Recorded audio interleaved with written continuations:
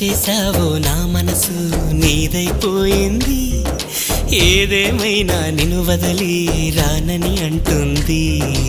ఏం చేసావో నా ప్రాణం నీ చుట్టే ఉంది, ఏదేమైనా జీవితమే నీతని చెబుతుంది.